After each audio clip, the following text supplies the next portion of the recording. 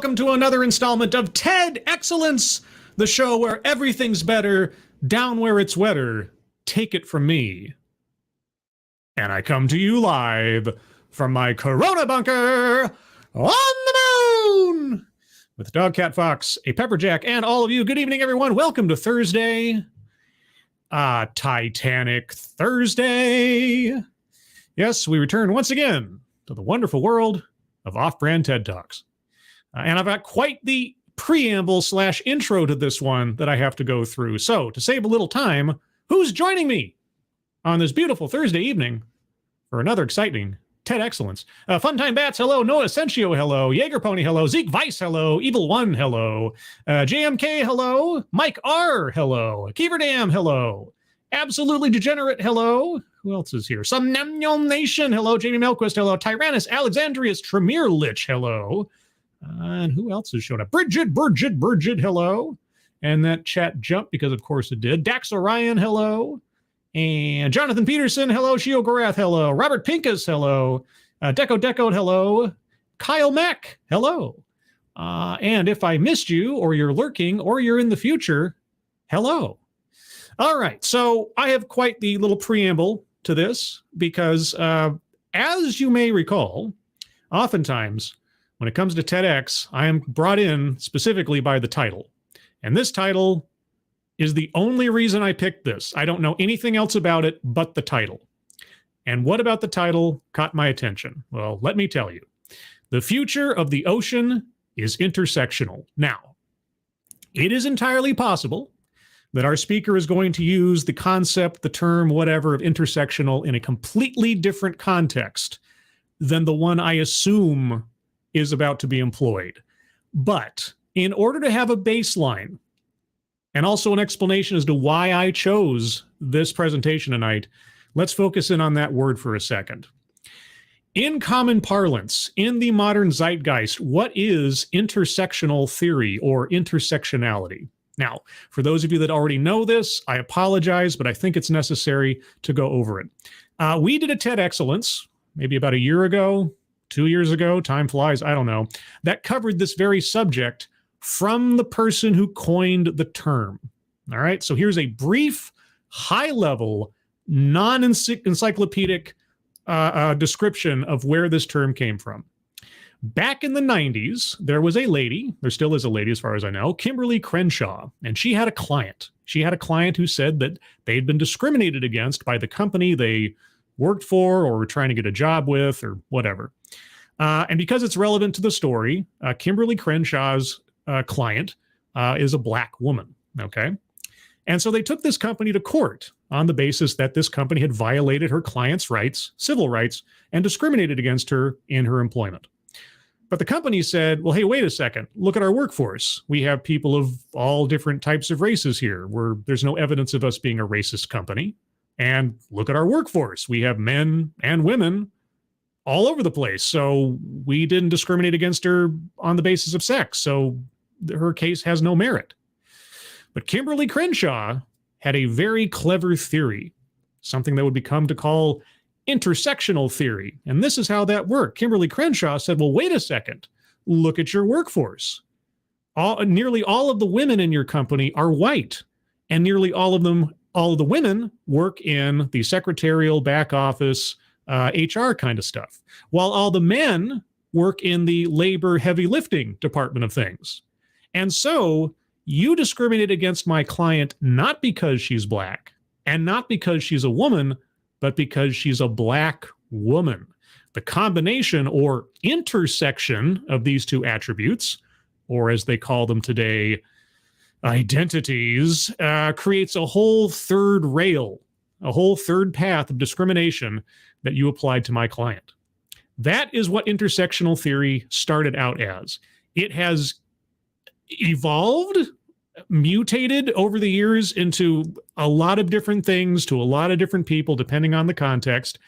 I'm not going to get too much further into it. If you really want to know, look up the progressive stack as relates to the Occupy Wall Street protests, if you want to see where intersectional theory ended up in the relatively recent past. That all being said, I can only imagine what our speaker is about to tell us about the ocean, if she's applying intersectional theory to it. Because I don't know. I can't tell. I can't decipher it. That's why we're here. That's why I picked this presentation out of all the others this week, is to find out, how is the future of the ocean intersectional?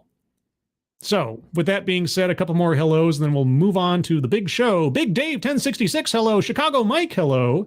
Anybody? Johnny Blaze, hello. Cephtus Wolf, hello. The Magister, hello. I miss anybody else?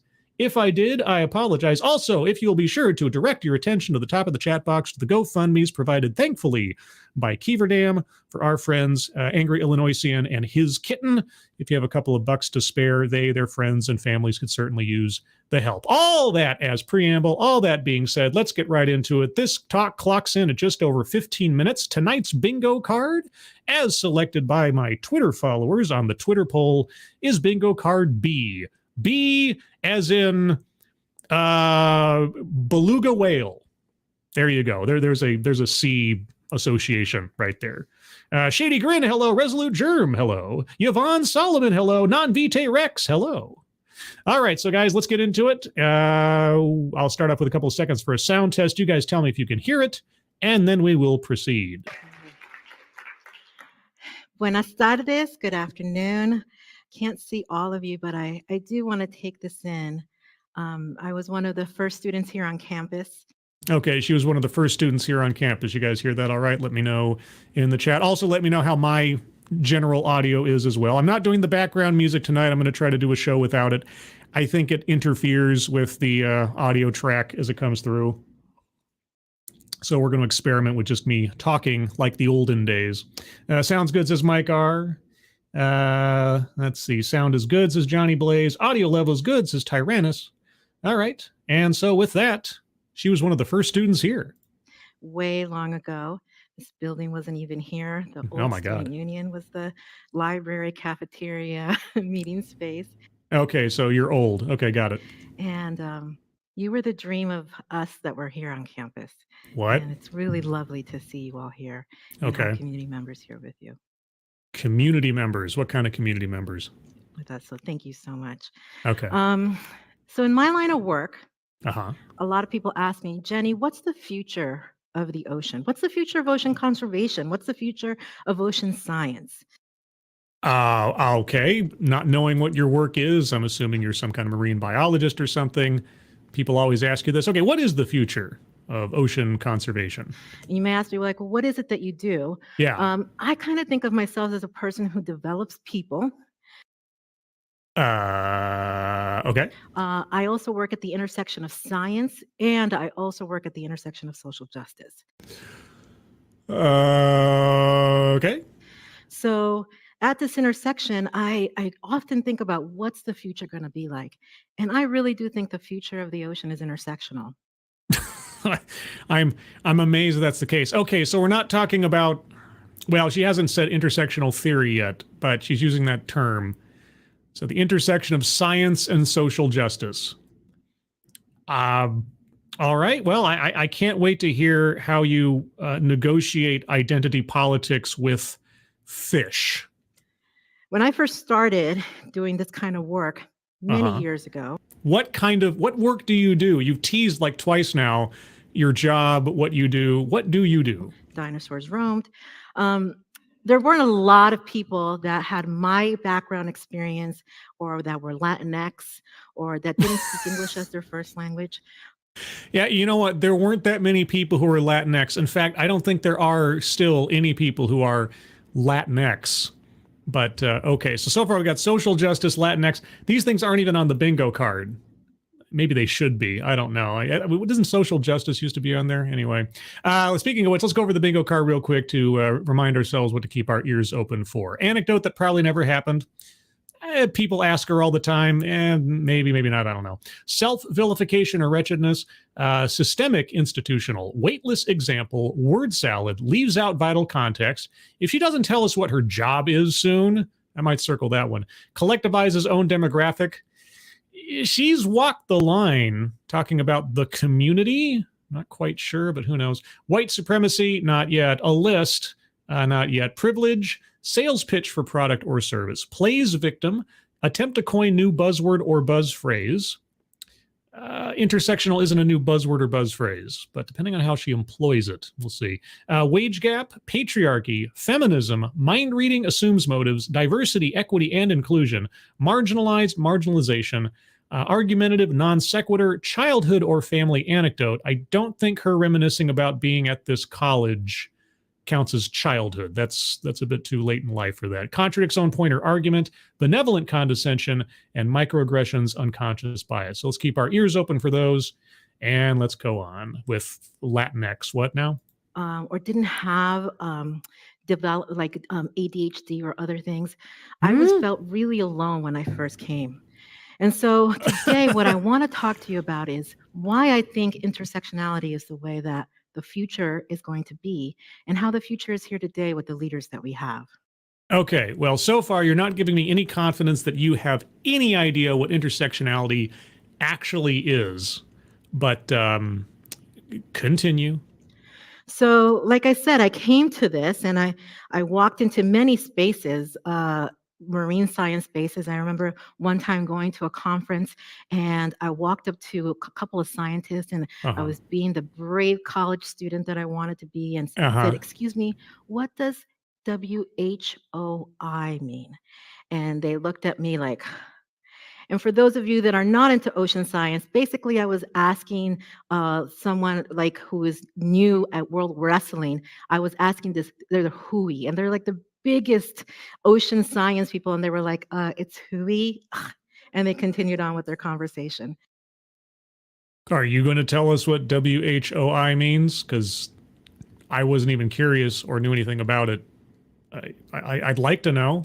So I said, like, what the heck am I doing here? I ask myself that on a constant basis when I come across these things. What am I doing here that I don't look like this guy?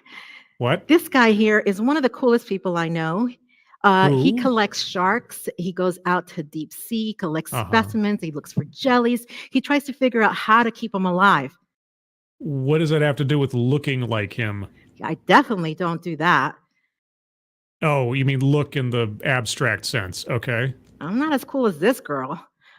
This girl What not girl? only was a diver, but she also now teaches people how to do their jobs really well. She's just cool ass, and she knows how to dive. I didn't even know how to swim. Well, you picked an odd line of study, not knowing how to swim.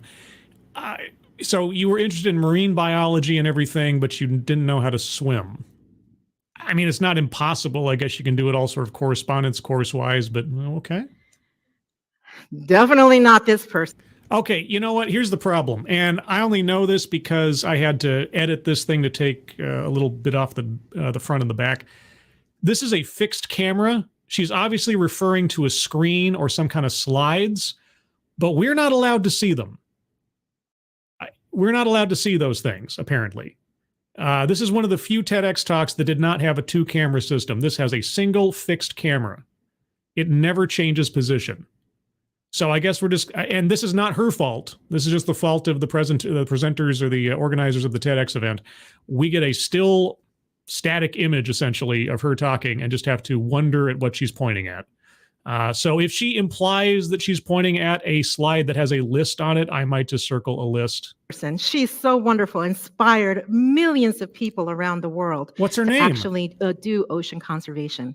What's her name? This is how cool Julie Packard is. Okay. For those of you that are Latinx and know the group Maná, to give a context, they're kind of the U2 of the Latino American world, at least back in the 90s and early aughts. Yes, I'm dating myself. The U2 of the Latinx in who's she's Bono? They got to meet her, and when we went to a concert, they invited her back and had their own green room just to sit with her and talk about ocean conservation. Wow. And I'm definitely not this dude. And for those God. of you that are my generation and older, probably recognize him. He's Jacques Cousteau. Jacques Cousteau! Ha ha ha! Oui, oui, fromage, ha. And he's actually the reason I really got into all of this. Uh-huh. So what could I, this person who learned to love the ocean on TV, Yeah, I Okay. didn't even have the ocean around me. I'll tell you a little bit Oh, more about that. okay. How do I get into this? What am I doing here?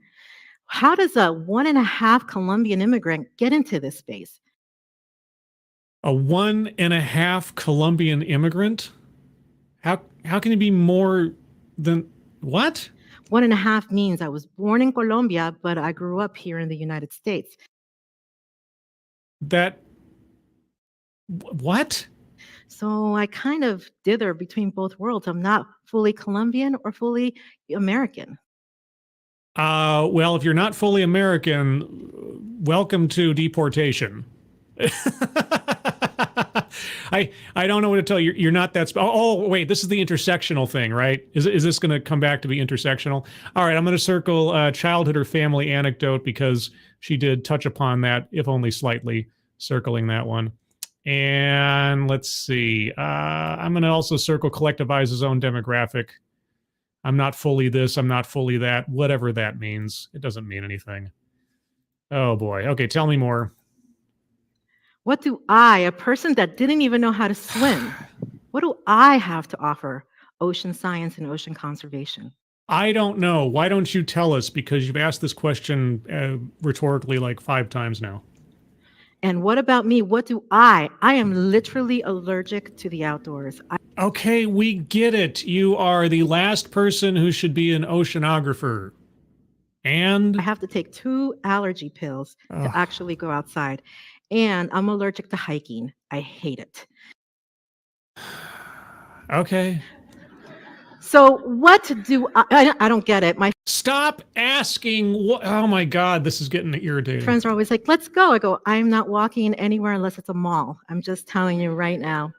But what do I have to do with ocean science? What can I contribute to this? I don't know. Well, let me tell you where it all began. Okay. This is a wonderful, beautiful place called Colombia, and it's in South America. Is it? Are you sure? Thanks. La Tierra del Encanto. Hmm. Encanto trademark by another company I cannot name.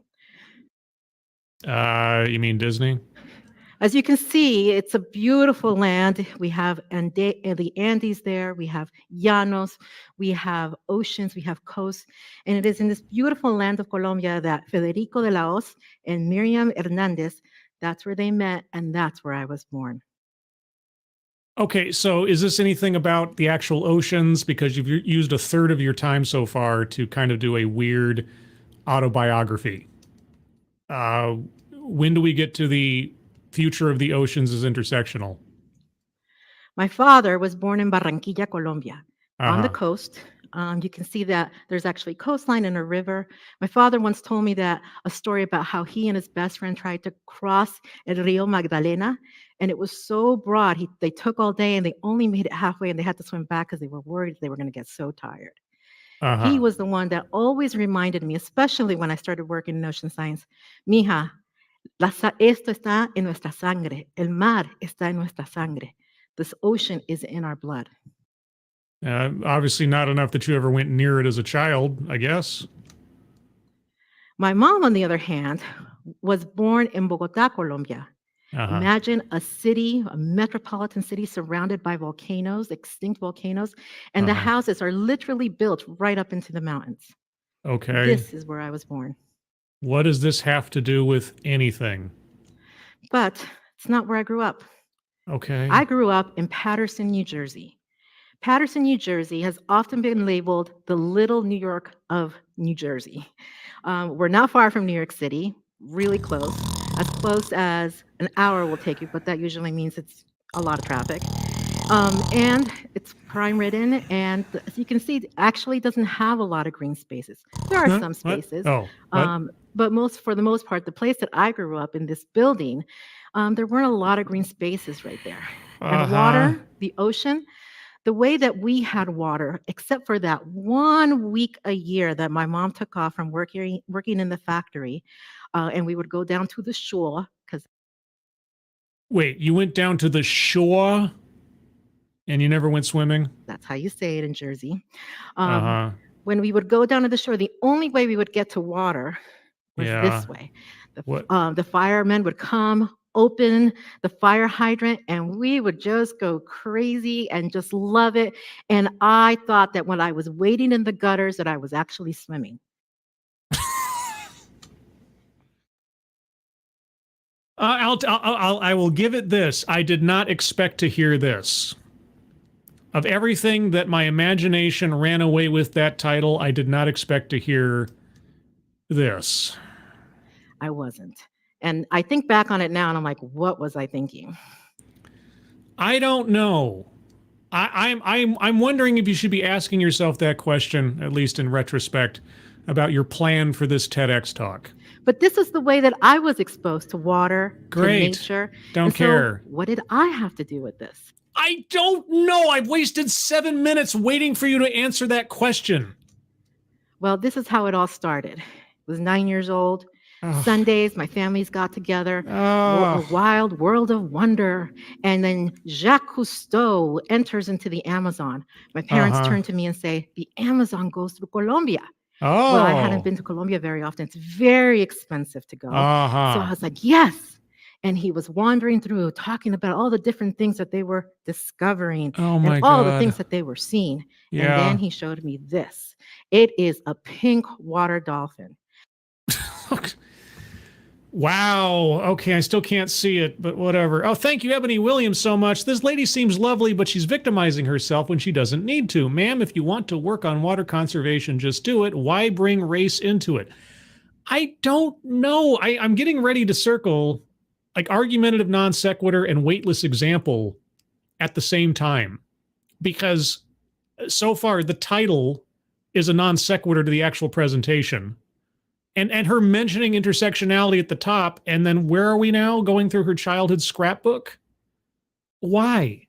I have a distinct feeling, with as much as she's not saying anything relevant, this is going to be a very short episode, which means that I'll feel obligated to make this like a double feature, and I'll have to pull one out of the archives, because I don't know that I'm going to get anything worthwhile out of this, either in an educational sense or as an entertainment sense for you guys. Anyway, sorry, that's just my contingency brain going. Thank you, Ebony, so much. Yeah, I'm going to circle argumentative non sequitur already and weightless example. Her personal history has nothing to do with the title of the presentation, isn't pushing us forward towards any kind of revelation about her argument. There's a whole bunch of things that I'm going to circle at the end of this, I assume. Okay, first, it's dolphins, because every girl who ever falls in love with the ocean is always about dolphins, always, or whales.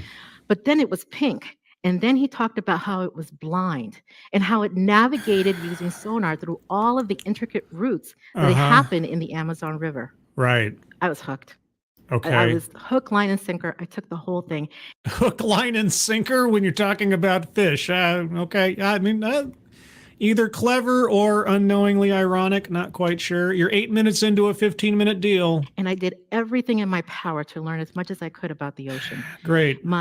Except actually go to it. You lived in Jersey. You weren't that far from the shore, or probably any other oceanic institutions around there, but, you know, Ocean City, whatever.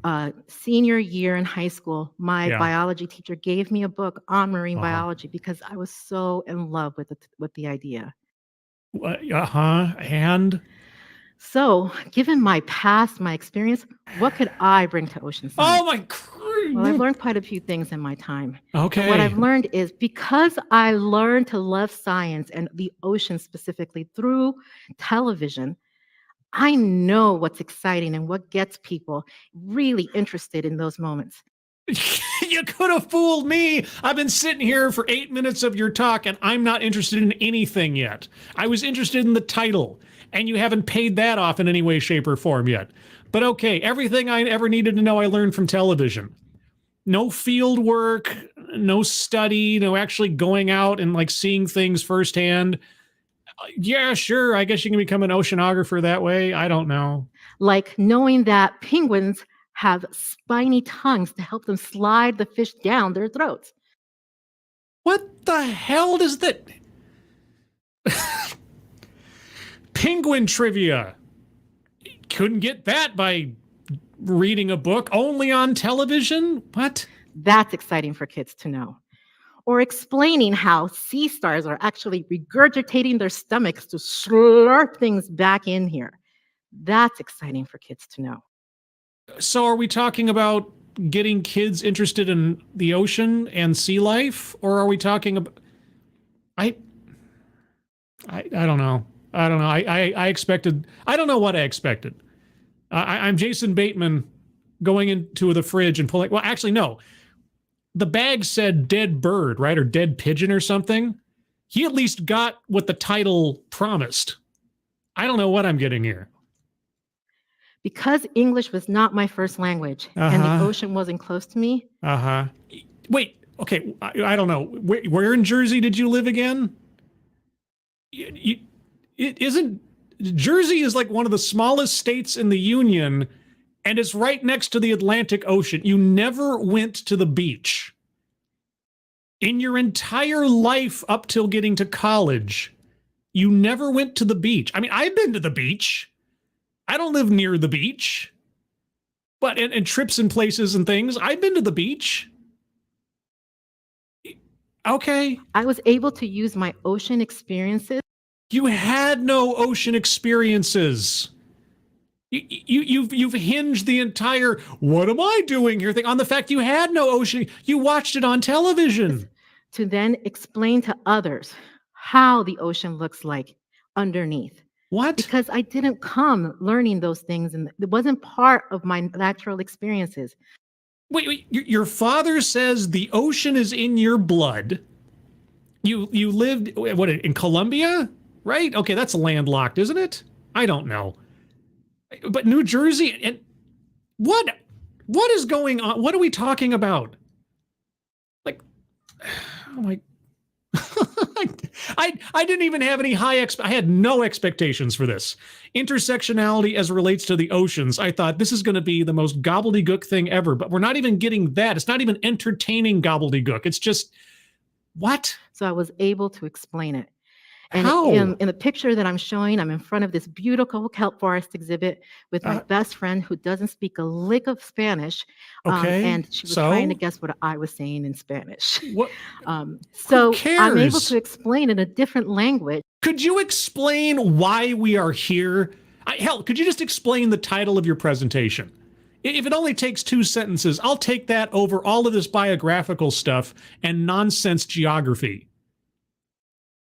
That algas, no nalgas, are actually really important for the ocean. What? And if you don't know what a nalga is, I don't. Explain something. I recommend you talk to your Latinx friend and they will tell you all about it. You have got to be kidding me. What? What is that? What the fuck is that?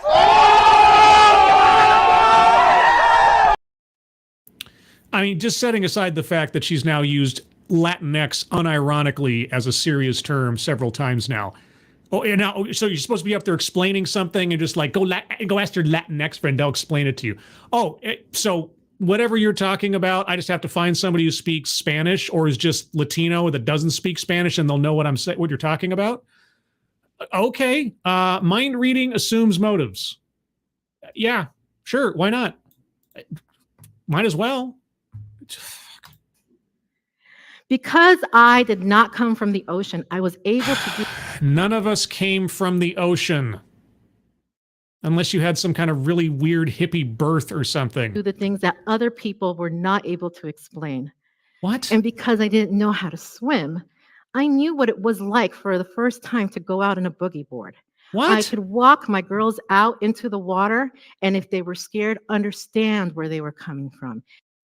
Yes, because, you know, anybody who has gone swimming before has absolutely no sense memory of what it might have been like before they knew how to swim. What is she even talking about now? What does this have to do with anything?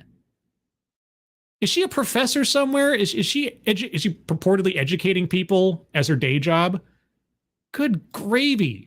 Thank you, Tim the Ancient. This reminds me of when your mother calls to tell you something and 1 hour goes by. You've heard every detail of their day, their cat's teeth cleaning, and what their neighbors are doing for Thanksgiving. Yes, but here's the thing. If it's my mother, I love every second of it, right? It's my mom. This person is not my mom. I came here ostensibly to learn something. I came here out of curiosity over the title. I want to know what it means. I want it deciphered for me by the person who is putting on the presentation to which the title belongs. And what am I getting? Not only am I getting irrelevant information, now I'm getting nonsense. Oh, because I never learned how to swim, I know what it feels like to be scared going out in the water for the first time. What? Allay their fears, allay their parents' fears, who are putting their wonderful daughters' lives into my hands so that I can teach them to go explore the water.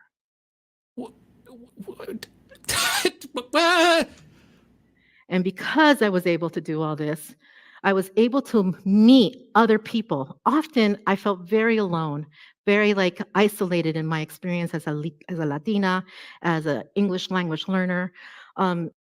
What? So what? And then I've discovered that there were indigenous Black women, white women that were doing this work. This work. What does their race have to do with it? That's important to you, is it? All generations of all ages, all different types of experiences. About what? And I learned that I needed to walk with the next generation of ocean leaders, start talking to them as soon as they started discovering their voice to help them see themselves in the work. What? So I want to start introducing you to people that are my colleagues, my friends, that are the emerging leaders of ocean science and ocean conservation. I don't care.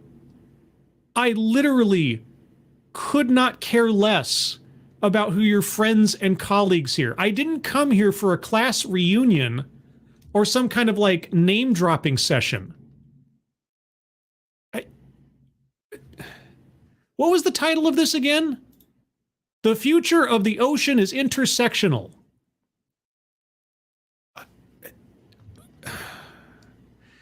Okay, I want to check something real quick. I want to make sure I've got a backup TEDx here because I swear I'm going to be done with this in about 5 minutes. And that's going to be the show unless I have something else to do. So here's what's going to happen. We're going to let this play out. And then I'm going to go down a list of several different TEDx's I just have sort of archived for possible future use. But one of them is going to be tonight because I don't see this taking more than another 5 minutes because there's nothing to say here. She's got nothing to tell us. Luis David Calderon is a dreamer in every possible sense of the word. Oh, so this person's parents brought them to this country illegally? Okay. He always teaches me that the only barriers that we have to ocean science are the barriers that we create in our heads. He's a D&D master, an amazing artist, and he just is brilliant in every possible way. Okay. If he doesn't know it, he'll own up to it, and he will go and learn it. Oh my God. Wow, that's great. Yeah. Maya Canonizado. She's heart. like Mati from Captain Planet. Heart. Oh my gosh. Oh, holy cats. Thank you, Keeverdam, so much. Are you going to turn the background music on too? No, because again, that seems to interfere with the clearness and the beauty of my own voice. Why would I want to do that? To drown her out? No. I love the idea of the background music. I don't know if it's me or if it's a StreamYard tweak that needs to happen, but whenever I turn that on, suddenly the quality of my audio, at least as far as I can tell when I listen back to some of my broadcasts, takes a nosedive. So for the time being, and at least for the sake of this one broadcast, I'm going to experiment with just having me talk and no background music. I do like it, though. I really do like it. If I could make it work and make it clear, it'd be great to keep it on all the time. But thank you, Keeverdam. That's very generous of you. And also, guys, remember, take a look at the GoFundMe's at the top of the chat box, if you would. Okay, keep going. Maya lost her mom at the age of 17. And in losing her mother, a very important figure for her, she suddenly became the mother to her youngest sister. Okay. So often when Maya does her work in policy, she says she looks back to her mother to make sure she's representing her correctly, and looks forward to her sister to make sure she's creating the world she wants her sister to live in. Okay. Christian is just joy. Okay. That's all you see when you see him. I wish I could, just for reference, I wish I could, but unfortunately, single fixed camera.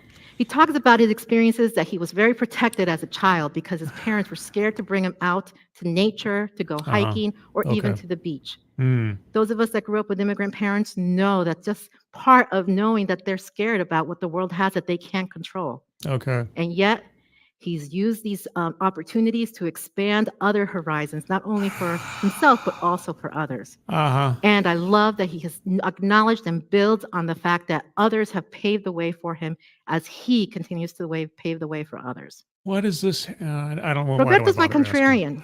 Oh. He loves to learn. And Roberto's my contrarian. He loves to learn. As opposed to me. he also likes to be the devil's advocate. Oh. I love this because he comes in and he Al always Pacino. tries to look at the other side of things. Uh-huh. For me, that's a really important thing, especially in this world, where often when we see someone that doesn't agree with us, we automatically make them the evil one. Yes. Roberto reminds me that it's okay to think differently. Oh, wow. And finally, my wonderful goofball and joyous friend, Gina Carrillo. Okay. Oh, I thought she was Gina Carano for a second. And I was like, Gina Carano? Never mind. Thank you, England DG. How's it going? From her resume, from instructing circus educators in Mexico about family science to delivering ocean science on Univision. Honk. Instructing circus educators. What? like at SeaWorld kind of thing, that kind of circus. Like, here's how you a dolphin. Like, what is going? This is just the most bewildering TEDx. I mean, that's saying something. Just because it is so detached from anything educational or informative, I'm going to see it through because I think it's only fair if I have to sit through it. It's punishment for me for choosing such a dud. She reminds me every time that I need to take care of myself. I'll withhold comment. For anyone who's done this work and feels isolated and alone, you often feel that you are wearing down. I heard one of the previous speakers said overwrought or like tired and burned out. That's real. Gina reminds me that the only way we can continue to do this work is if we go ahead and take care of ourselves. What work? I know I'm not going to get an answer. You've talked about it offhandedly. What do you do? So far, I've heard you walking children through the waves or be on a boogie board. Oh, and by the way, penguins have spiked tongues. Kids need to know that. So, the future of the ocean. Yes, the title of your presentation. What is it? I assume it's still being there for a long time. Well, I think if we borrow Maluma, and that's a Latinx singer that I recommend people listen to. A Latinx singer, you say? If you borrow his term, sos vos, or se vos, it means it's you. You What? are the future of the ocean. Well, in the sense that all of us will eventually rot, decay, and our molecules and the rest of us will float off into the ether, so to speak. And given the fact that the Earth is, at least on the surface, 3/4 water, thereabouts, yeah, we'll all end up back in the ocean some way, shape, or form. It's true. Did you take this entire talk to say, the future of conservation is you? You have to do this. Where's the intersectionality? You know what? I don't care. If you're not going to bring up intersectionality again and not try to make that fit into this square hole, fine. You're the future of ocean conservation. and ocean Oh, science. wow. But most importantly, bring your voice. What Bring about? all of you. About what? All of who you are. Every aspect of your identity. Bring my whole self to the ocean? You don't have to be what other people have been. You can be yourself in this I can't. Oh, thank you for giving me permission. place. What I think that I want everyone to walk away with this is that People will tell you you don't belong. To what? To where? I was told I didn't belong when I was a little kid because I had glasses in the first grade. I was small and I was quiet and shy. And And I want you to tell them that's not true. it was true because I hated sports and the people around me that I thought I wanted to be friends with were a bunch of jerks. But, you know, you live, you learn. You belong because you feel you belong. No, I belong, especially if we're talking about the discipline that you're talking about. I belong if I have the education, the experience, the knowledge to fit in with that discipline. I don't get to feel that I have a PhD in oceanography. What? And I'm here to tell you that all of my experiences that told me I didn't belong actually helped me in the process. And helped me open doors and walk with colleagues. Great. So what are you going to bring to ocean science? I don't even know what you bring to ocean science. How could I possibly assess what I'm going to bring to ocean science? You don't have to be a scientist.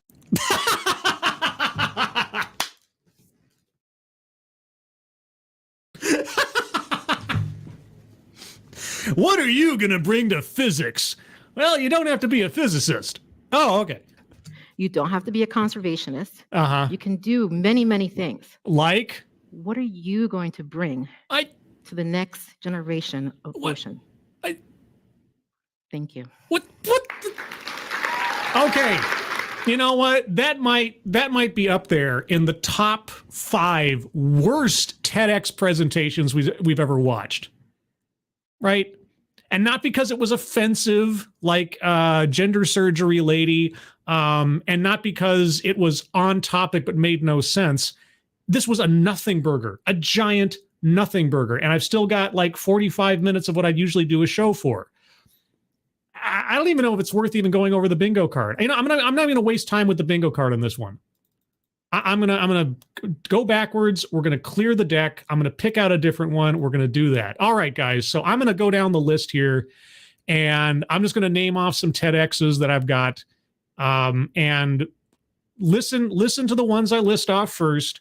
I'm gonna pick out 3, and whichever one you think sounds the most interesting, just put a referential word in the chat for that, something from the title.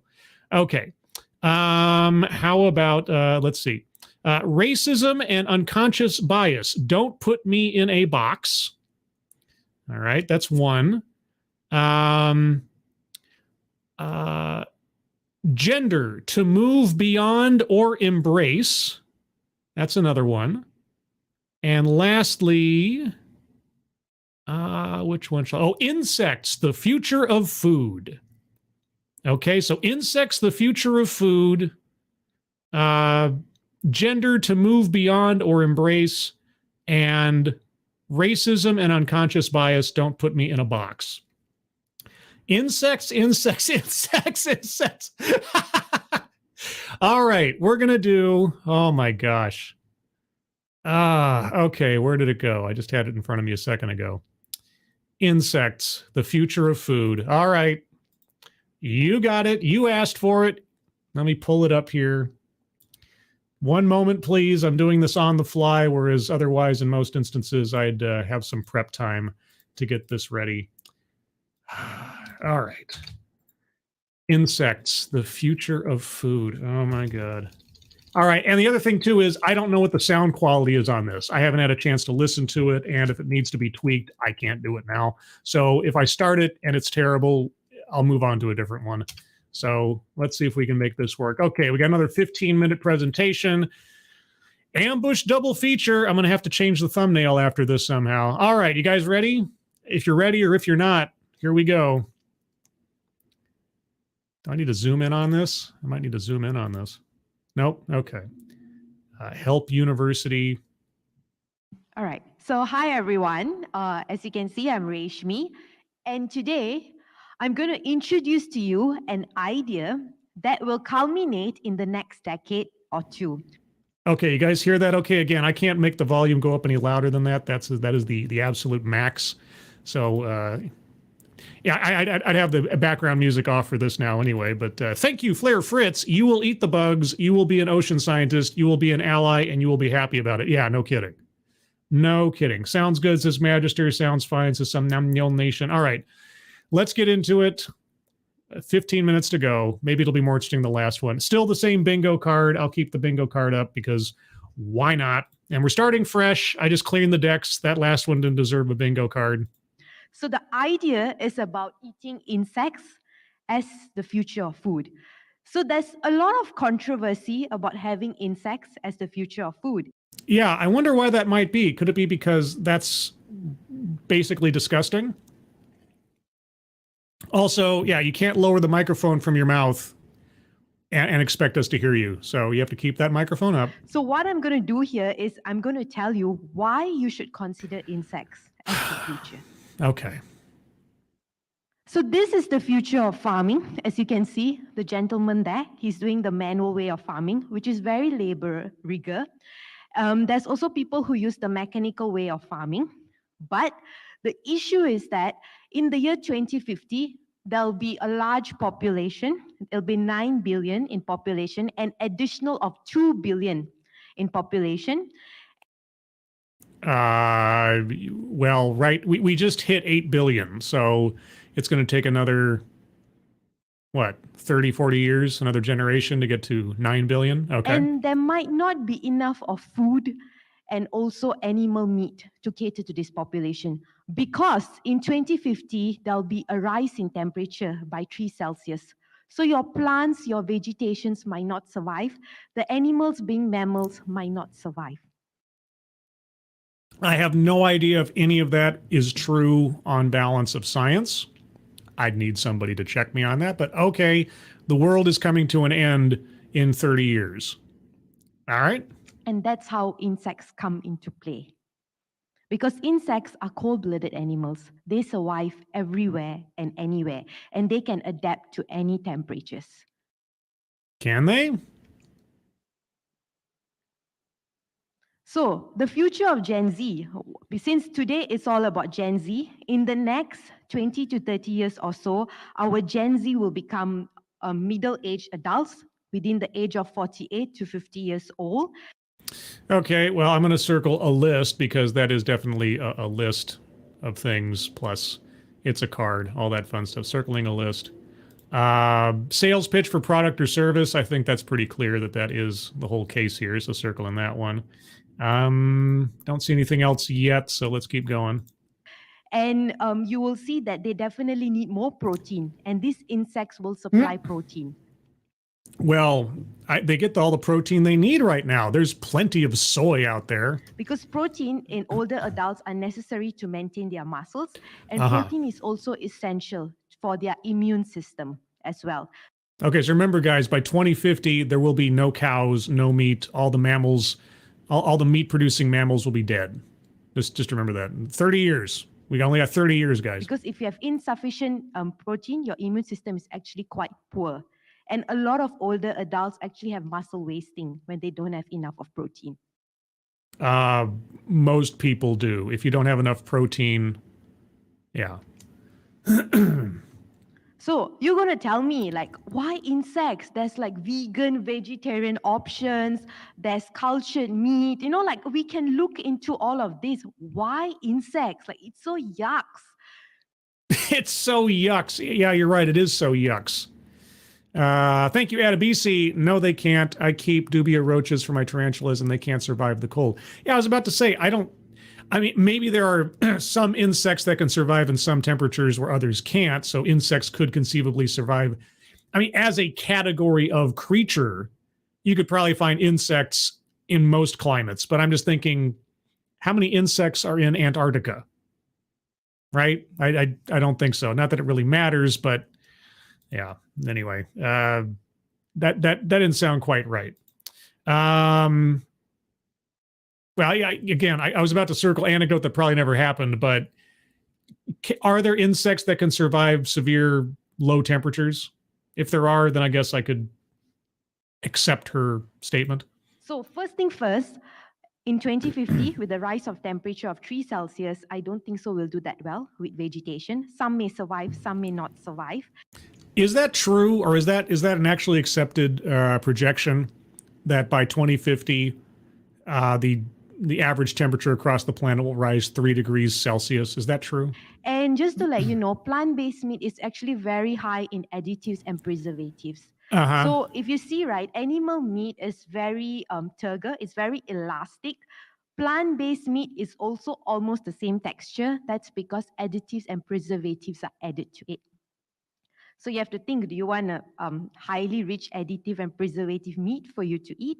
Or do you want cell-based or cultured meat, which is very high in emission of greenhouse gases when it is manufactured? Well, first off, plant-based meat isn't meat. I don't know why you call it that. It's a plant patty. That's all it is, a cellulose muffin, whatever you want to call it. Thank you, Non-Vitae Rex. World's going to end in 30 years. Again, what is it, the third or fourth time now?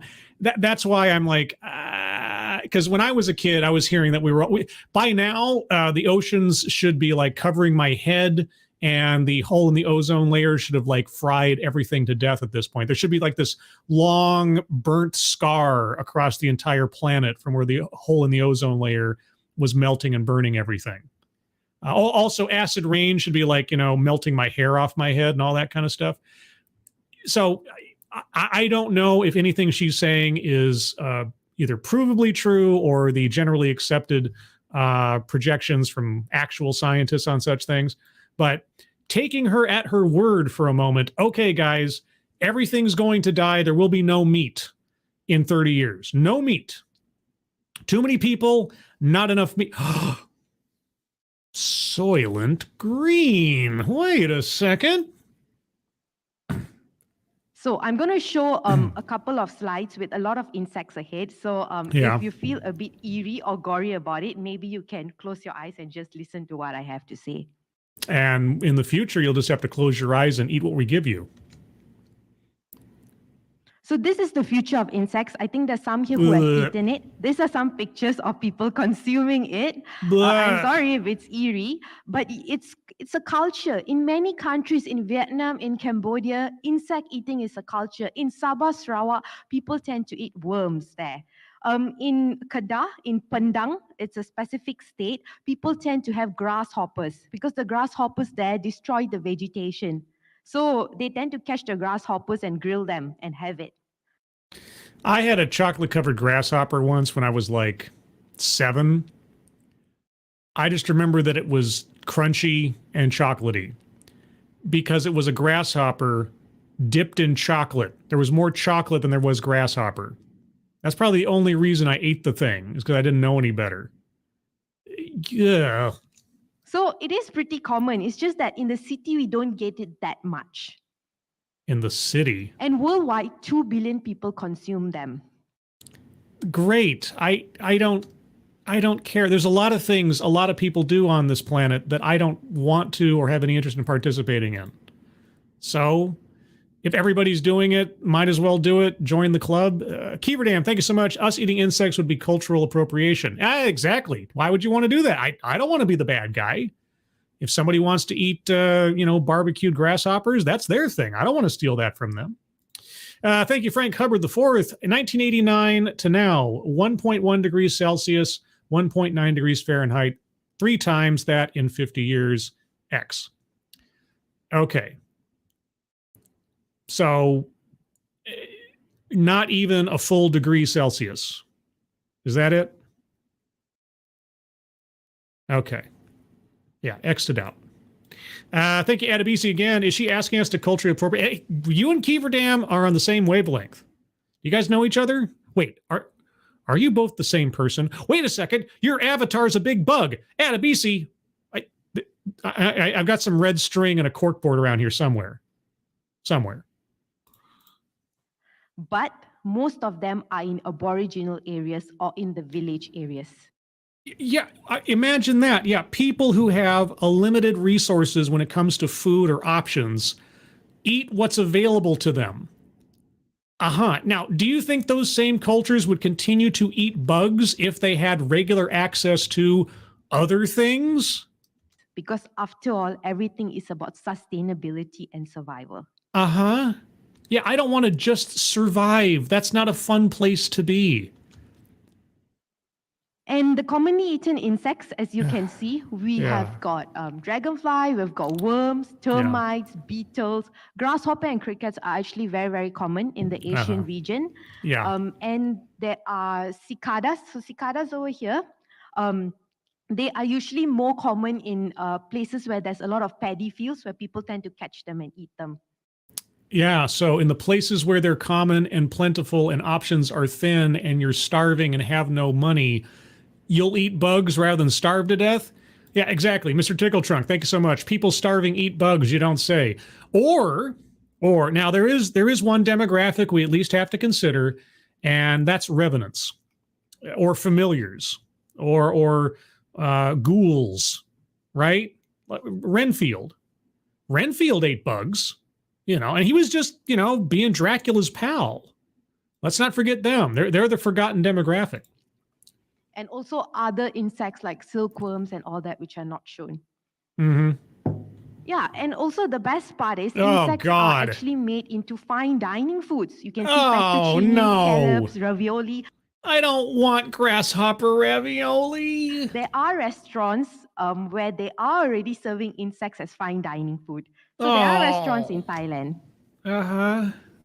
And in Malaysia, we have got our own Malaysian brand where they are serving insects as well. They have made it into meat patties, meatballs, hot dogs, even biscuits. I've tried biscuits made of cricket protein. It's not too bad, It's not too bad. It's pretty bad, but it's not too bad. You have to try it to appreciate it. Well, why aren't you eating it regularly? Why isn't this part of your constant diet? Why do you still eat meat? Here's my question. Do you, when given the opportunity, still eat regular old-fashioned meat? And if so, why? You're contributing to the problem. Why aren't you eating bugs exclusively yourself? And there are 400 brands worldwide. I don't care if there's a lot of people that do a thing and like a thing. It doesn't matter to me. I'm not going under peer pressure. It's like, oh, guys, everybody's doing it. It's fine. It's great. I don't care. I don't want to eat bugs. I don't want to eat insects. I really don't. The closest I get to eating insects, like shrimp or lobster or something. And I'm pretty sure that those operate as a different classification somehow, but still, that's about as close as I'll get. Nothing else. I don't want to eat little creepy crawlies. No, I don't want to. Thank you, Absolutely Degenerate. Read your food bags. They're hiding cricket powder. Well, that's also true. I mean, they're already using in some places and in some products additives that come from chewed up bugs. It's already happening, either as a filler or as some kind of thickener or something else. I'm sure that on a regular basis, somehow, somewhere, I'm eating the remnants of insects in some way, shape, or form. I don't doubt it. But like eating whole bug bodies or willingly eating something that's just made of bugs or having a cricket stick its face out of my ravioli, no, not going to do it. Not going to do it. Thank you, Mr. Tickletrunk. Again, I'm not eating what people in North Korea are forced to eat as an alternative to starvation. Thanks. We should instead feed bugs to chicken and eat eggs. There you go. There you go. But guys, but there's 400 brands, Mr. Tickletrunk. There's 2 billion people who eat bugs on a regular basis. I mean, everybody else is doing it. Don't you want to be one of the cool kids, right? Get some clout. Selling insects. They're putting insects in their food. There's beer, beetle beer. There's pasta made of insects. There is energy bars. There are burger patties. There are booger patties. I love booger patties. Everything that you can think of made of insects. But this is mostly in the international market, specifically in the European market. Well, I see a lot of people cringing already. Yeah, I wonder why that is. Is it instinctual? Is there something in most of our lizard brains that make us go, ew, when it comes to that kind of thing? Almost as if we kind of sort of, I don't know, evolutionarily or instinctually shy away from resorting to eating insects for some reason. Just something kind of just very, very primordial, very primal in the back of my brain says, don't do it. Also, this reminds me of the, you remember Spaceballs, where President Scroob was making a product of everything as Spaceballs something. That's what her sales pitch reminds me of for some reason. Okay, so don't worry, I won't be over promoting it, but you won't be over promoting it. Your entire talk is about it. You're telling us there's going to be no meat in 30 years. You're not going to over promote it. All you're doing is promoting it. this is just for information. What the And the market value, because I'm talking a lot about it. Yes, the market value is growing. In 2026, it'll be about 1.5 billion because a lot of R&D are being done to find a substitute to the meat in the market. There is a lot of interest being generated. And because Gen Z is very into exploring what other options there are in the market, this option is been coming up very often. Ooh, so by 2026, the market will be 1.5 billion. Wow. Okay, so wait a second. Right now, there's 2 billion people worldwide that eat insects on a regular basis. But as of 2019, the market was only $122 million. You showed us 400 products.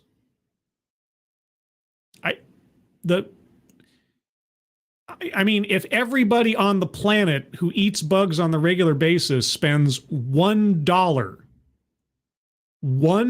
on insects per year, that's $2 billion. So why is the market only going to be $1.5 billion in 4 years? Did I miss something? So what worries Gen Z? I mean, we're talking. What worries Gen Z? Apparently hard work. If you're a former Twitter employee. So if hard work and thinking that the best career path for you is a TikTok video is what worries Gen Z these days, I'm not sure I'd put a whole lot of faith into their excitement over eating bugs. Talking about Gen Z, and most probably in the next 10, 20, 30 years, they'll be consuming insects. It's, I would say it is inevitable that this will come into play someday. Oh, I'm sure I'm going to be guilted by know-nothing hipster kids in the next 10, 15 years about eating bugs. I'm going to see TikTok videos and YouTube videos about people like doing bug connoisseurs and bug kitchen or insect chef or something, right? I can see it now. It's going to be a multi-million subscriber channel, Insect Chef, right? Or the bug bouillabaisse or something, right? Oh boy. Thank you, Snubber. Off topic, but it's projecting that Twitter will be going offline and the creator of Sonic the Hedgehog is in prison for insider trading. Today is a weird day. Okay. Well, that's maybe breaking news. The creator of Sonic the Hedgehog. I don't even know who the creator of Sonic the Hedgehog was. It was like some Sega guy, right? Or wasn't it? I don't know. I remember seeing the origin of Sonic the Hedgehog at some point in the recent past, like when the movie came out or something. Okay, well, the world keeps turning, I guess. Twitter's going to go down. Oh, if only there was somebody doing hard work. How do they keep it up this whole time? What worries them is most of them are worried about the environment. Yeah, because no generation prior to Z was worried about the environment. Many of them, they're more into advocacy.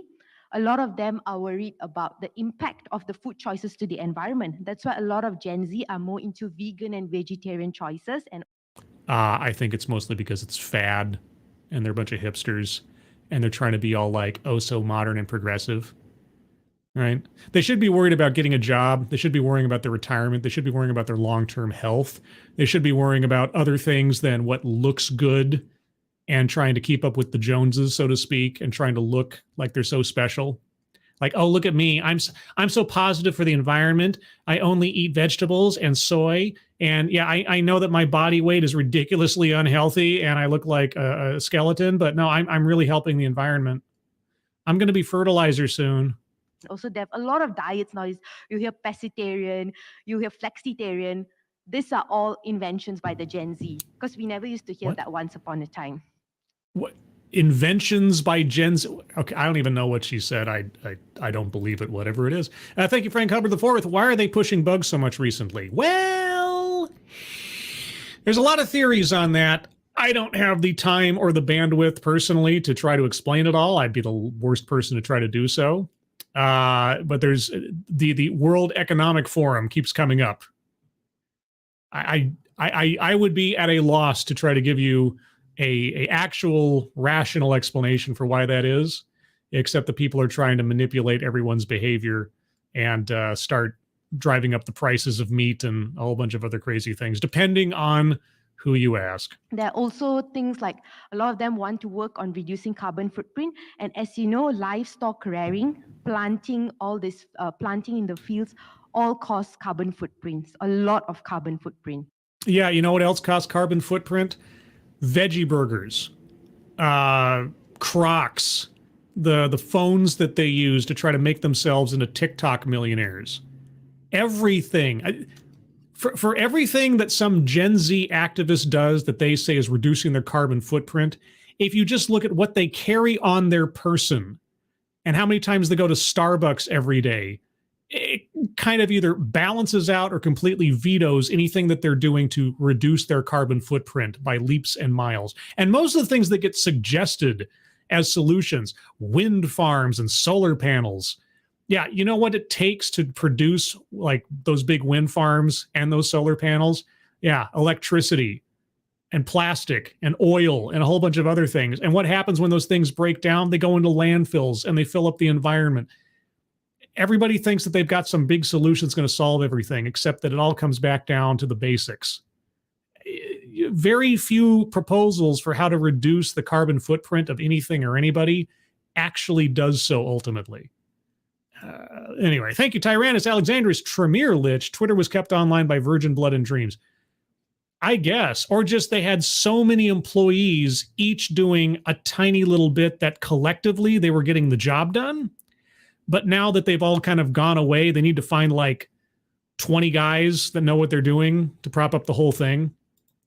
It's probably going to take like 20, 30 people who actually know what they're doing to take up the jobs of like 10 people a pop. I bet you if they figured out the productivity of every one of those people who have quit because they don't want to do hard work, and they actually assessed what you would actually need, the amount of hours you'd have to put in, the kind of skills you'd need to actually do the work of the previous employees, I bet you it would be like 10 to 1 for every actual trained, knowledgeable employee versus the previous employees. I might be hyperbolic there. I might not be. Thank you, Mr. Tickle Trunk again. Gen Z also taught to think about race 24/7 is dumb. Yeah. If you're telling me, oh, speaker lady, if you're telling me that Gen Z is the bellwether by which I need to direct the rest of my life going forward from here until 2050, you got another thing coming. And as far as food, as I mentioned, a lot of new diets are emerging out there, thanks to Gen Z. No, there are no new diets. Okay, there are new spins on old diets. Every diet that is available to mankind has been tried in some way, shape, or form to this point. There are no new diets. There might be new names, new labels. They're not new. So a lot of them are looking into mindful eating. That means they want clean and natural food, a lot of mindful eating, and a lot of them have become very nutritionally rich in information due to the access to internet and all that. And all that, okay. So let's talk about the nutrition information. Since I'm a dietitian, I work immensely with food. So we'll talk about the nutrition information. Okay. So crickets and mealworms, they're very high in protein as compared to fish, chicken, beef, and tofu itself. Tofu is a vegetarian option. Oh, yeah, tofu is a vegetarian option. It's true. Thank you again, Tyrannus Alexandrius. The only worm I want to eat is a shai hulud. But why? They produce the spice. and the spice is the universe. The universe is the spice. You don't want to eat that. If you actually ate a shai halud, I think your brain would literally explode. Or is it? Now, I haven't read the books. I know. I've never read a Dune novel. I know. I'm a bad nerd. Do they actually eat those things in the Dune universe? What happens when you eat a piece of shai halud? If you know, let me know. I don't know. And why they're high in protein? If you see, right, insects, they're always running around. They're always jumping about. Every time you go near them, they fly. That's why they're high in protein, because they're high in muscles. They have a lot of muscles. If you see, insects have a lot of muscles. Is that true? I don't know. When I think of muscles, I think of mammals and things. cows and pigs, they'll be walking slowly. So that's why their protein levels are low. And pigs and cows walk slowly. Their protein levels are low. What? They're quite high in fat as well. Yeah, and you need fat to survive. You ever hear of something called rabbit starvation? Okay, how much fat are in insects? Because humans need fat in their food. They need some kind of source of fat.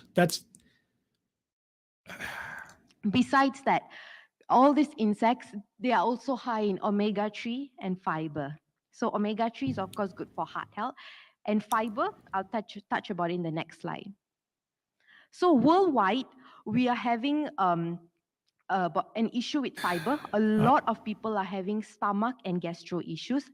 I eat oatmeal for breakfast just about every morning.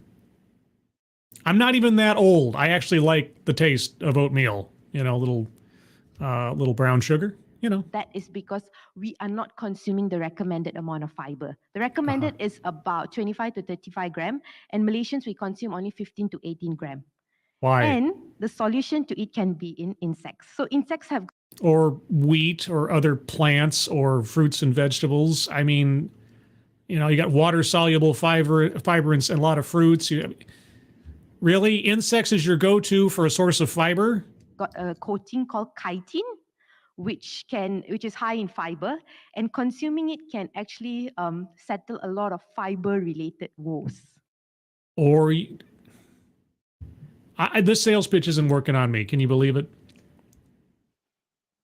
And one more thing great about insects. Yes, the calories are low. Ladies, don't worry. You won't put on weight eating insects. They're yeah, you won't put on weight. You probably won't gain much either. You'll probably lose more weight than you gain, which is probably unhealthy. high in protein. They're low in calories. I think if that is of your concern. But one more thing, which is very interesting about insects, is they're high in iron. So I think many ladies over here, especially of the reproductive age, they have got iron deficiency issues, which give rise to anemia. And especially in the African countries, in the sub-Saharan Africa, there is a lot of premature maternal deaths. There is a high rate of infection, all due to the deficiency in iron. And all that can be addressed by insects. All of it. So if you see, right, their iron is very high. The iron content is high, much higher than the meats that you eat out there. Well, since you told us that insects have muscles, I'm not sure how much I really believe what you have to say right now about anything. And for the gentlemen who are into bodybuilding, yeah. this is perfect for you. Why? Because it's high in protein and it's low in fat. You need fat to live. Where is my source of fat in eating insects? Again, have you ever heard of rabbit starvation? If you haven't, look it up. I mean, all bodybuilders want to maintain their body fat percentage, right? At like 5%, less than 10%. How much creatine? I don't know. Maybe there is. How much creatine are in insects? Why not? This is high in protein. What kind of protein? So easy protein source. Okay, I see a lot of gentlemen looking at me one kind already. And coming to global issue, this is a very big issue. Globally, right now, greenhouse gas emission is very high. land degradation. There's no crop rotation going on. The land, every year, the same crop is being planted and the quality of the land is degrading. There's food scarcity due to the change in the weathers, due to global warming. And there's poor quality of water due to contamination of manure in the water and also due to the water taps drying out. So, what is eating insects going to do? Our only option is eating insects. The whole world's coming to an end in 30 years. So how do insects help? First thing, if you see, right, the edible portion of insects is 80%, which is very high. That means whatever that you eat, you can eat the whole insect. There's nothing to be wasted. Maybe you have to throw away the fillers. Maybe you have to throw certain aspects, especially the hard ones that cannot be digested. But 80% are consumed. Oh, well, as far as the cows are concerned, I have a guy who knows exactly what to do with their waste blood. Remember the guy who like wanted to turn cow's blood into plastic? Yeah, we'll never be wanting for plates and forks again. The rest, you only consume about 40 to 50%. And what do you do with the remainder? What is currently done with the remainder? After a cow has been slaughtered, what happens to everything that's left over? All right, now, I'm assuming, as we heard from our previous speaker in the TED Excellence series, that the blood of the cow is basically just thrown down the drain, but nothing happens with the bones. They don't use that for something else that isn't recycled in some way, shape, or form for some other products. Because you have to throw away the bones. Yes, some of you do boil their bones and make it into soup, but at the end of the day, you still have to throw it away. The next would be the greenhouse gas emission. If you ever hear bone meal? What's bone meal? I thought I'd ask that. Or what about, just like letting those remains go back into the environment to enrich the soil or something else, if it can be used otherwise? The insects, it's very minimal. Uh-huh. And if you see cows and pigs, they are much, much higher. Uh-huh. Feed, of course, you have to feed the animals to sustain them. Insects is low. Yeah. And the rest are much, much higher. What do you feed the insects? Land, you don't need that much of land for insects. You can actually keep them in a small container and they will breed and multiply very rapidly. But when it comes to pigs, cows, chickens, you have to give them some space to move. Yeah. Water, insects don't need that much. Cows and pigs, a lot. Uh-huh. Other information, insects, they multiply really, really fast. Like they are an immediate source of protein. Yeah, and they also get all over the place. And they can eat plants and then carry disease. Yeah. I'm going to the bingo card real quick. Is there anything on here? Okay, we'll get to it in a minute. I don't know. Well, when it comes to chicken, pig, and cows, well, it might be 1 or 2 cows for cows per year. Pigs, it might be 2 liters. Chicken is about 1 egg per day. So not a very sustainable option, right? Yeah, except for the last several thousand years. Then for time to reach adulthood, I would say that in insects, it's pretty fast. It stays 2 months. The rest, it still takes some time. Energy efficiency, as I mentioned, cold-blooded animals, they adapt to the environment fast. The rest, they are mammals, they don't.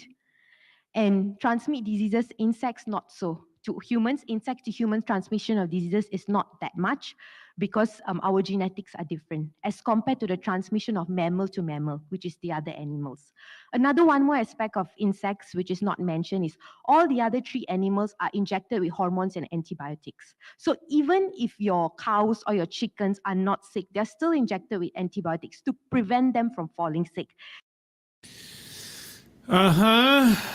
Okay. Thank you, Ms. Tickletrunk. Quickly reproducing bugs hold minimal nutrients. Yeah, protein, no fat. Fiber, yeah, and there's lots of them, and they show up quickly, and they're plentiful. Yeah, and they taste like garbage. Like, who wants to eat this stuff? Oh. So, and if you see, right, for your chicken, a lot of them are also injected with hormones for them to grow faster.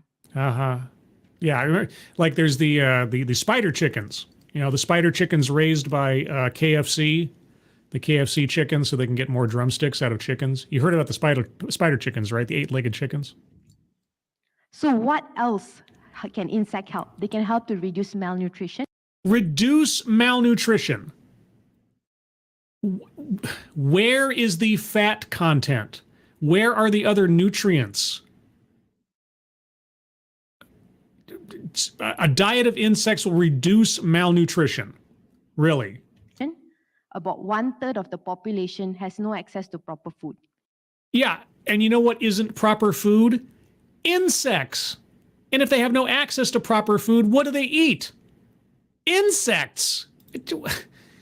What? Thank you again, Mr. Trunk. You get more insoluble fiber eating popcorn. And no kidding. Ugh, jeez Louise, lady. What are you talking about? You can settle that with insects. Oh. And if you're worried about exposure to pesticide, insecticides, and all other bacteria, don't worry. All of them are grown in labs. So they're all QC tested. Oh, something's only grown in labs. So, yeah, I'm sure there's no danger there whatsoever. Minimal risks and hazards. Nothing can go wrong with something that's grown in a lab. But I'll tell you upfront, the disadvantage is first thing, there might be a lot of ethical issues and religion-related issues. For example, cockroaches. Some Muslims might not eat because it's very dirty. So there might be a question of ethical issues over there and religious issues. Another one more thing is allergy. So if you're somebody with very, very poor immune system, you might not be able to tolerate eating insects. Okay, and what do those people do when there's no more meat on the planet? If you're somebody who has all this asthma, hay fever, you might not be able to tolerate. Oh, okay. And so what options do they have? If you can't consume mollusks and crustaceans, which means lobsters, snails, prawns, you might not be able to tolerate insects as well. Wow, okay. And yeah, I'm sure like I'm seeing faces over here like, what is this? Yeah, what is this? Yes, what is this? Like insects. Okay, first thing you need to do is to change your mindset. Change your mindset. Yeah, ignore all those lizard brain instinctual resistances to eating insects or to having cockroaches stick their faces out of your ravioli. Just change your mindset. You know, lobsters were once known as cockroaches of the sea. Yeah. Are they cockroaches? Are they the same kind of insects as a grasshopper? Because they used to clean the seabeds. And they used to be fed to prisoners, to cats, to the maids. In America, once upon a time. Yeah, and now they're a delicacy, and they taste delicious. And I'm not eating them whole. And when after the World War II, they wanted to introduce a new dish to the upper society. So what they did, they took lobster, they sauteed it, made it into a new dish, and it ended up being delicacy, fancy, and luxurious. Oh my gosh. Does lobster meat have fat content as well as protein, as well as other nutrients? Does it have those omega-3s? Are they actually better than your tiny little creepy crawly bugs? So you never know what is the future of insects and how it may be presented to you. I don't need to know the future of insects because I can look to the past. And the past is we don't eat bugs unless we have to. The next time round. So with that, thank you very much. All right. I don't know if we can get much of a bingo card out of this, but I'm going to give it a shot. Yeah. Okay. Thank you. All right. Let's... There you go. Double feature, the ocean. Hey, the ocean came back to haunt us again with, I guess, lobsters? Sure, why not? Okay. Well, let's start going down the bingo card. I'm going to go down at once myself. You guys hold on to your arguments for squares to be circled if you have any, and we will find out together. Anecdote that probably never happened. There will be no meat in 30 years, and the temperature is going to go up by 3 degrees Celsius in 30 years. I don't know if that's an anecdote that never happened since it's talking about the future, but I don't buy it. I don't buy it. It doesn't sound right. Self-vilification or wretchedness. No, it wasn't that kind of talk, as far as I can tell. Systemic institutional. Well, she's talking about the circle of life. You know, the food chain, it's kind of system. sort of. I don't know. Weightless example. Weightless example. I mean, I keep coming back. I know I've mentioned it a couple of times now, but rabbit starvation. It was this thing where you'd be like a hunter out in the woods in the olden days, like trapping furs and things, and you could catch all the rabbits you could count, right? Because rabbits breed a lot. There's rabbits all over, and you could feast on rabbit every day. But eventually you'd starve to death because rabbits have very, very, very little fat content, and your body needs fat to survive. And without a significant and regular source of fat in your diet, your body's going to eat itself. Okay? So if you're going to rely on insects as a main course and not somehow get fat into your system elsewise, it's not going to be healthy for you. So to say that insects are going to replace meat and poultry and all this other stuff without any kind of problems or setbacks. And she didn't even mention the lack of fat as a problem. Oh, you might be allergic. Yeah, okay. Word salad, I mean, I understood what she was saying. I didn't feel like it was word salad. The lady in the previous one had a couple of word salad moments, but that doesn't count. Leaves out vital context. I feel like there was a lot being unsaid about the complications of insects. And also the brilliance of Gen Z. I don't know. Collectivizes own demographic. She didn't really do that. White supremacy. She didn't talk about race. Privilege. No. Plays victim. Not really. I'm going to circle free space just out of old habit and because it's free. That's also why I'll circle it. Let's see. Attempt to coin new buzzword, buzz phrase. I didn't hear anything new out of that I know of. Wage gap. She talked about economic disparities in different places and poor nations and things like that. That's kind of a wage gap. For the sake of this presentation, I'll be a little loosey-goosey with some of the requirements. Patriarchy. No, again, she didn't talk about sexual politics. Same thing with feminism. Mind reading assumes motives. You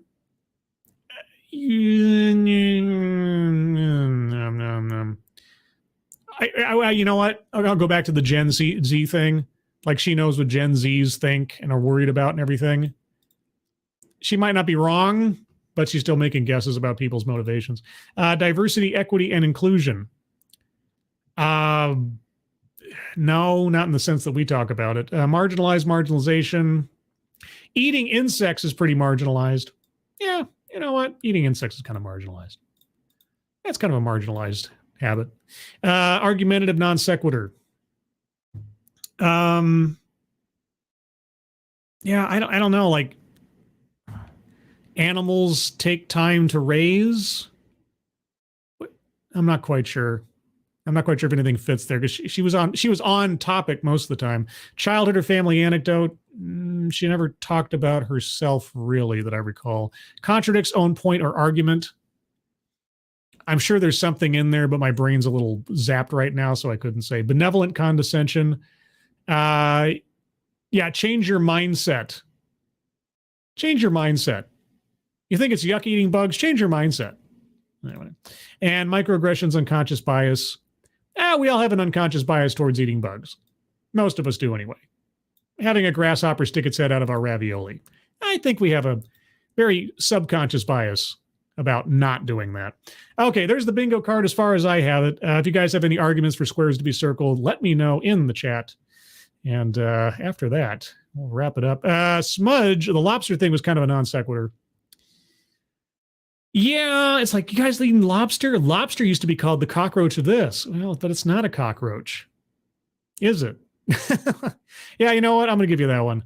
The whole lobster thing really didn't seem to fit. Didn't seem to fit. Don't think it makes a whole lot of sense. Not really a great argument. Might be more a weightless example, but yeah, whatever. Let's see. Shadow Claw, she outright lied about farmer not crop rotating.